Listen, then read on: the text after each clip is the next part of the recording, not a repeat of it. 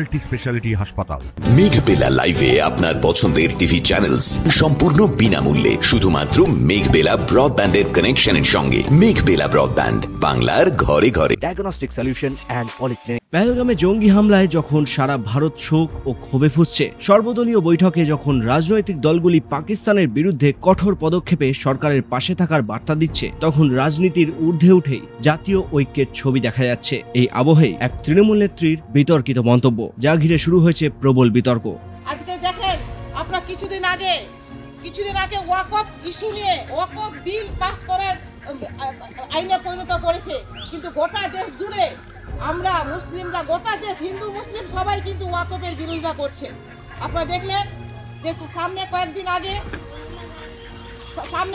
আগে এই যে জঙ্গিদের হানায়, জঙ্গিদের মানে এতে যে মৃত্যু হয়েছে, গোটা দেশের সাধারণ মানুষ যে মারা গেছে, সেখানে কিন্তু জঙ্গিদের আশ্রয়দাতা তিনি হচ্ছেন বিজেপি।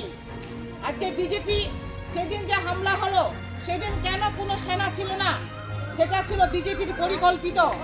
আজকে আপনারা দেখুন, এই সামনে বিহারের ভোটের জন্য আজকে দেশের সাধারণ মানুষকে খুন হতে হচ্ছে।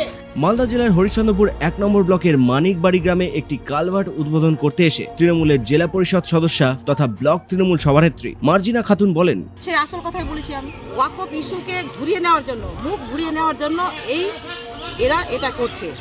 সামনে বিহারের ভোট, কিন্তু বিজেপি নোংরা রাজনীতি করছে। গোটা দেশের মানুষ বুঝতে পেরেছে বিজেপি নোংরা রাজনীতি করছে। সত্যি কথা তো। আজকে দেখেন, জঙ্গিদের আশ্রয়দাতা কিন্তু বিজেপি। কেন? যেদিন হামলা হয়েছিল সেদিন কোনো সেনা ছিল না। সেনা কেন ছিল না? এবং সেদিন সেনা কোনো ছিল না, এটা কিন্তু বিজেপির পরিকল্পিত।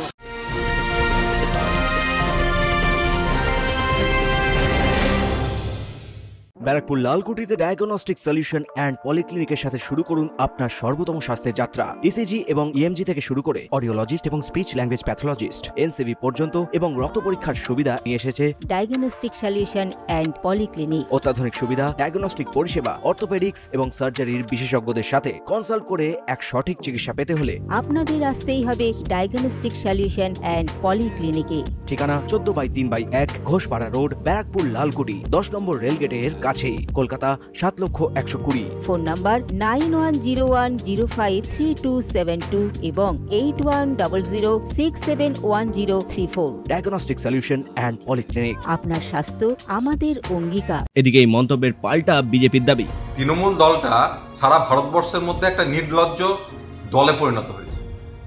মোদিজি এই ঘটনাকে নিয়ে সর্বদলীয় বৈঠক করছে, সমস্ত ভারতবর্ষের সমস্ত দল এর তীব্র নিন্দা জানাচ্ছে।